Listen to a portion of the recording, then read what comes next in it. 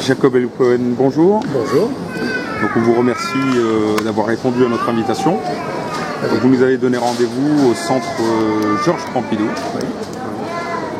Donc on ne vous présente plus, mais on va faire une brève présentation pour tous les auditeurs de Projet Presse qui ne connaissent pas Jacob El-Cohen. On en doute, mais voilà. Donc, Jacob El-Cohen qui est écrivain, juif franco-marocain, militant antisioniste, qui a été aussi enseignant à la faculté de droit de Casablanca.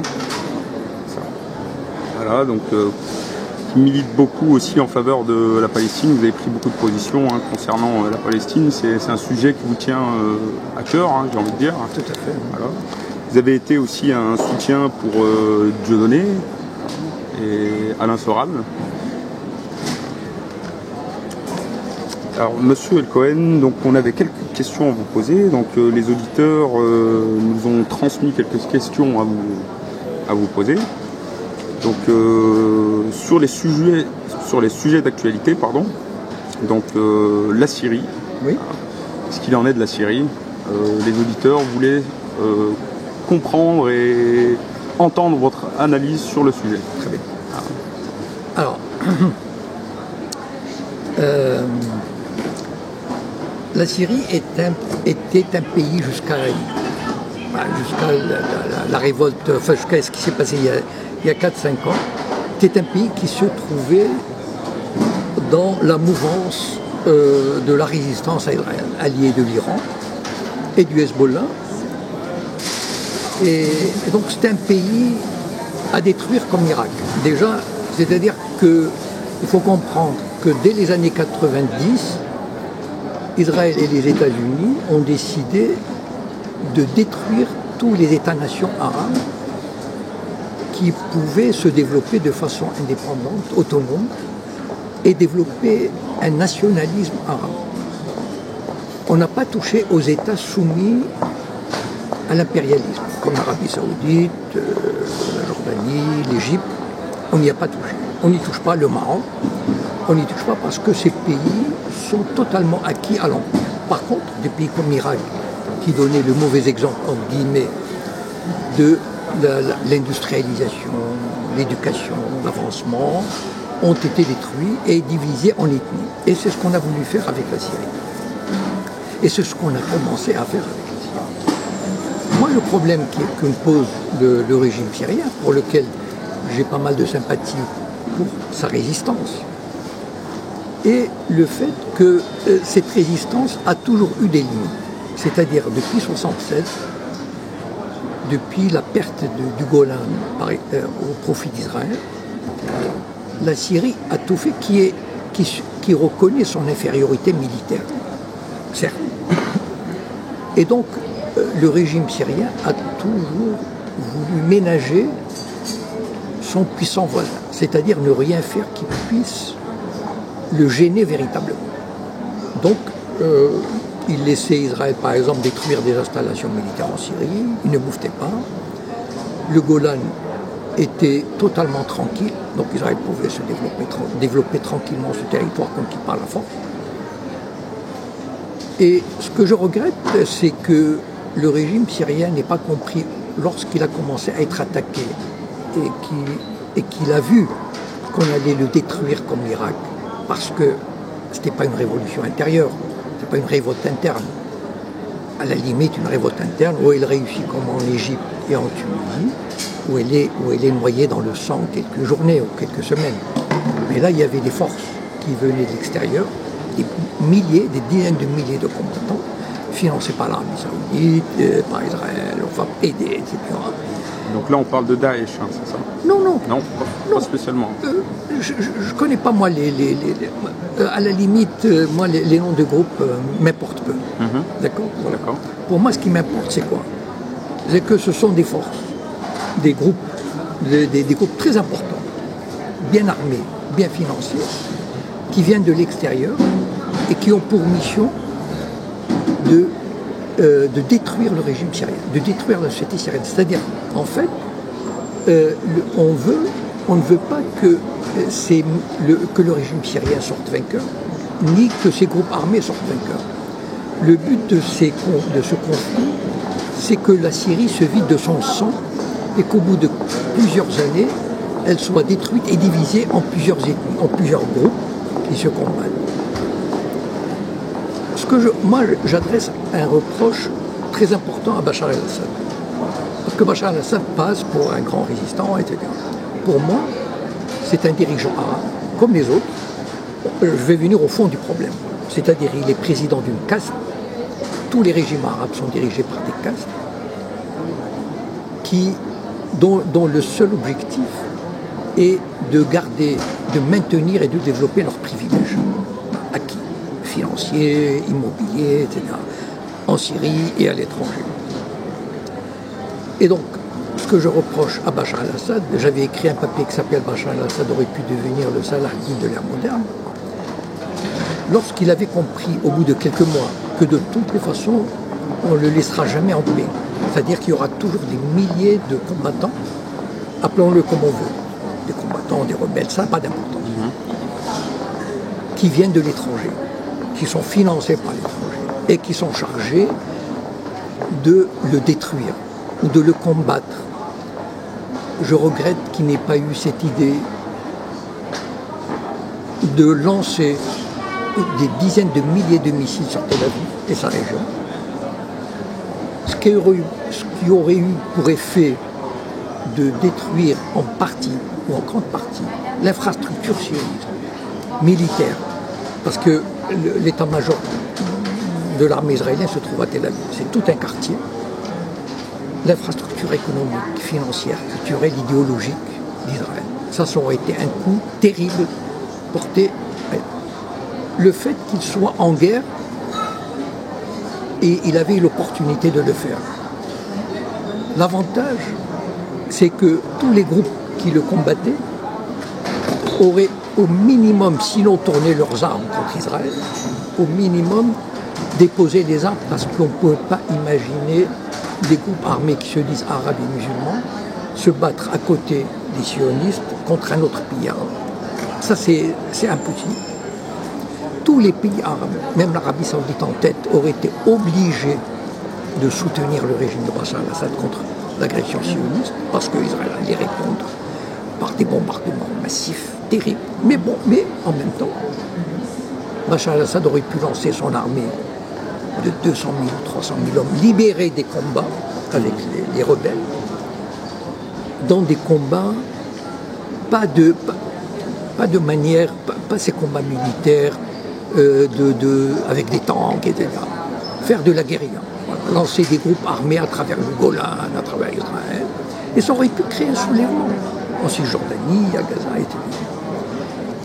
Certes, ça, il aurait signé parce qu'il aurait été obligé d'aller se réfugier dans la montagne. C'est-à-dire parce que Israël allait détruire tous ses palais. C'est évident.